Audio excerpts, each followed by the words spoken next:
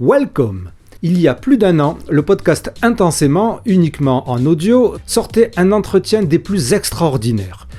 1 heure avec Jeanne Siofachin pour parler de son célébrissime concept de zèbre, dont elle est la créatrice, la maman en quelque sorte. Alors d'abord, il faut saluer Jeanne Siofachin pour son ouverture d'esprit et son courage d'accepter une interview auprès du podcast qui donne principalement la parole à ses plus ardents et ardentes contradictrices.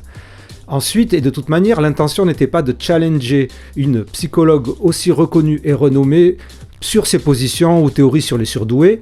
Par contre, l'intention première et unique était de débarbouiller, de faire un débroussaillage de tout ce qu'on entendait à droite à gauche sur les réseaux sociaux sur les zèbres, puisque les zèbres, comme beaucoup d'autres concepts qui entourent les hauts potentiels intellectuels, HPI, surdoués, ES et compagnie, sont entourés d'un gros flou, un gros fouillis, un gros fatras, un gros bazar de concepts, de théories, de thèses qui sont toutes mis au même plan, au même niveau et qui font que si vous avez un groupe de zèbres, par exemple sur Facebook, de 2000 personnes, vous avez au moins 2000 interprétations de la notion de zébritude. Je l'explique bien mieux dans la genèse et l'historique de la polémique zèbre égale surdoué, dans cet épisode qui a précédé l'entretien avec Jeanne Siofachin, que vous pouvez retrouver ici. Étant donné que le débat est toujours ouvert, et que moi-même, après avoir commencé cette chaîne YouTube, j'ai reçu des commentaires de plusieurs internautes sur cette idée de zèbre qui en fait ne serait pas à haut quotient intellectuel, qui n'aurait pas de rapport avec des HPI,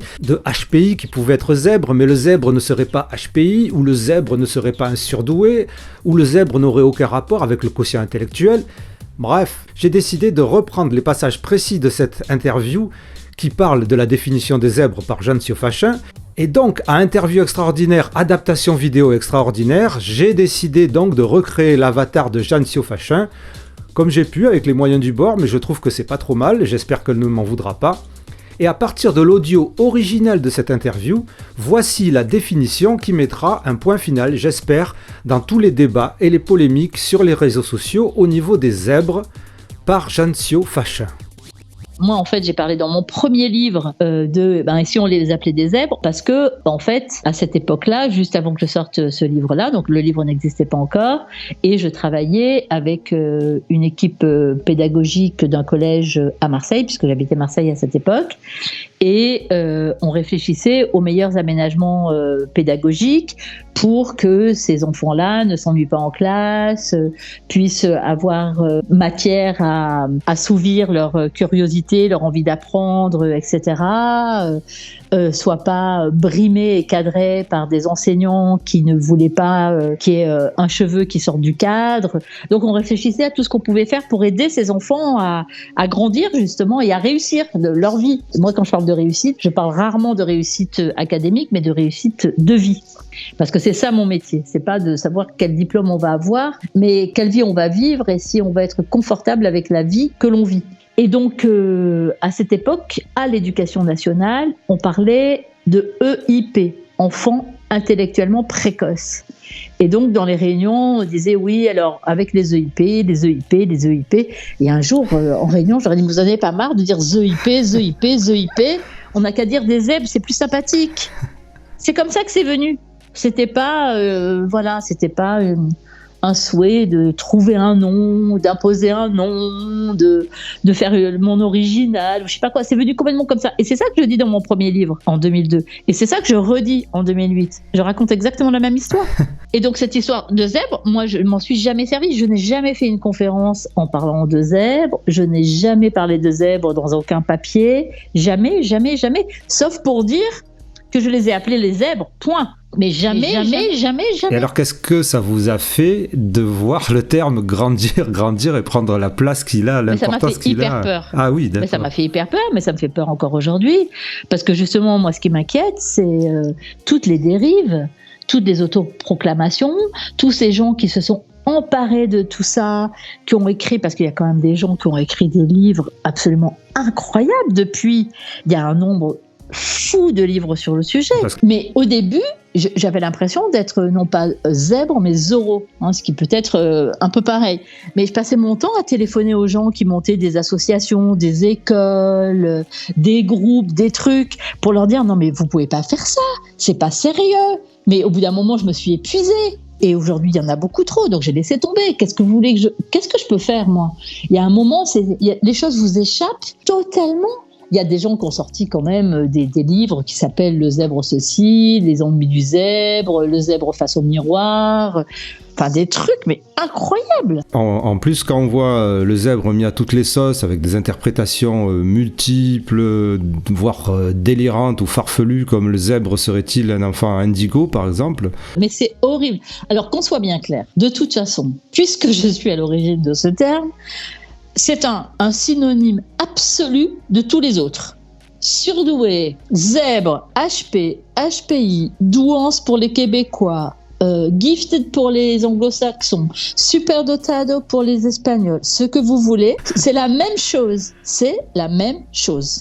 Voilà, c'est-à-dire qu'il n'y a aucune spécificité du zèbre. Quand je vois des trucs, des spécificités du zèbre, mais de quoi on parle ? Mais au secours, mais de quoi on parle ? La définition, on va dire consensuelle, internationale, scientifique, c'est cette histoire de QI égal ou au-dessus de 130. Égal ou supérieur à 130, même si c'est beaucoup plus complexe que ça, et que effectivement, selon les études, selon les époques, selon les travaux, selon les cultures, les aspects de personnalité sont plus ou moins associés au profil cognitif. Moi, c'est mon parti pris d'associer un profil de personnalité, parce que c'est mon constat, parce que c'est ma clinique, parce que moi j'ai beaucoup plus cette empreinte effectivement du gifted américain, où ces composantes-là sont associées, en tout cas chez un pourcentage de cliniciens et de psy considérable.